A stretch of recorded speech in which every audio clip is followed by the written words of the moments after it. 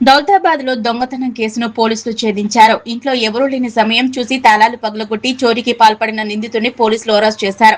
ఏకంగా 80 గ్రాముల బంగారం, 91 గ్రాముల వెండి ఆభరణాలు స్వాధీనం చేసుకున్నారు. చిటీల వ్యాపారం నిర్వహిస్తున్న కుటుంబాన్ని టార్గెట్ చేసిన నిందితుడు బీరువా తాళం ఎక్కడ ఉంచుతారో ముందే గమనించి పక్కా ప్లాన్ తో చోరీకి పాల్పడినట్లు పోలీసులు విచారణలో వెల్లడైంది. చోరీ చేసిన సొత్తును ఇంటి ముందున్న రాళ్లకుప్ప కింద దాచిపెట్టడం పోలీసులను సైతం ఆశ్చర్యానికి గురి చేస్తుంది.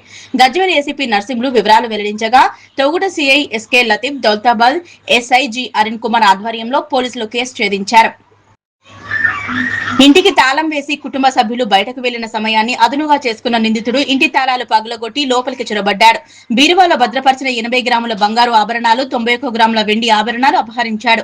చోరీకి ముందే ఇంటిపై నిందితుడు కన్నేసినట్లు పోలీసుల విచారణలో తేలింది.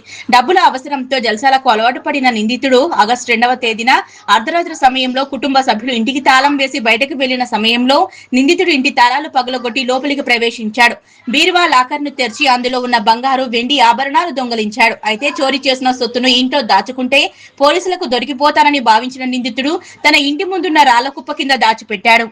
చోరీ జరిగిన విషయం గుర్తించిన బాధిత కుటుంబ సభ్యులు ఆగస్టు 6న దౌలతాబాద్ పోలీసులను ఆశ్రయించారు. కేసు నమోదు చేసిన ఎస్ఐజీ అరుణ్ కుమార్ దర్యాప్తు ప్రారంభించారు. తొగుట సీఐ ఎస్కే లతీఫ్ పర్యవేక్షణలో పోలీసులు అనుమానితులపై నిఘా పెట్టారు. విశ్వసనీయ సమాచారం ఆధారంగా దౌలతాబాద్ పట్టణ కేంద్రానికి చెందిన గుండెకాయ స్వామిని అదుపులోకి తీసుకుని విచారించగా చోరీ చేసినట్లు అంగీకరించినట్లు పోలీసులు తెలిపారు.